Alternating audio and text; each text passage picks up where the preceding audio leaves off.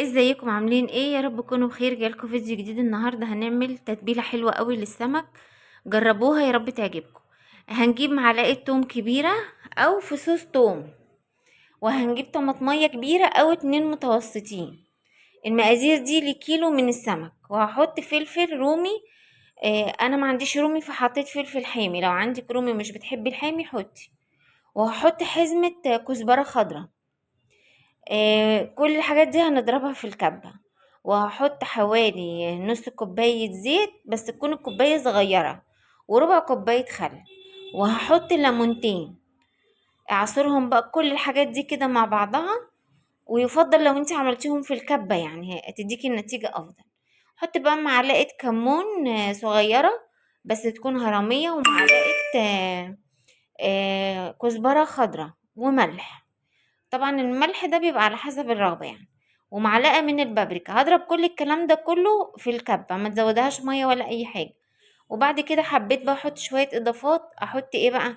توم بودرة وبصل بودرة ومكعب من المرقة، واساسي معلقة من الصلصة.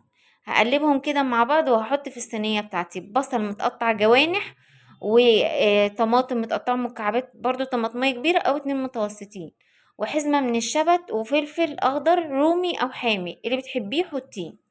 هنقلب كل الكلام ده كله مع بعض. وهنحط شوية من التتبيلة اللي ضربناها في الكبة وهنقلبهم. ودي هتبقى الأرضية بتاعتنا. هنجيب بقى السمك، هنفتحه من ظهره بعد ما غسلناه كويس كده وصفيناه من ميته. انا فتحته بالطريقة دي. عايز تفتحيه كده تمام، عايزة تقطعيه براحتك. فتحته كده بس كده بيدي نتيجة حلوة قوي. هنزل بقى بالتتبيلة اللي انا عملتها في الكبة. ويفضل لو قعدتي السمك ده في التتبيلة دي ساعة هيديكي نتيجة حلوة قوي. وعايزة اقولك على نصيحة: ما تزوديش ملح، لان اي حاجة بتخش الفرن بتزيد حدوقية شوية.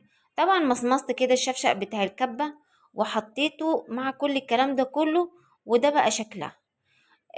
جربوه يا رب يعجبكم. لو انت اول مره بتشوفوني ما تنسوش تشتركوا في القناه وتفعلوا الجرس، تختاروا الكل عشان كل ما انزل فيديو جديد يوصل لكم. طعمه حلو جدا، يستاهل التجربه وتغيير. وده شكله النهائي. وحطوا بقى جنبه جرجير وعيش صابح. ومع السلامه، اشوفكم في فيديو جديد.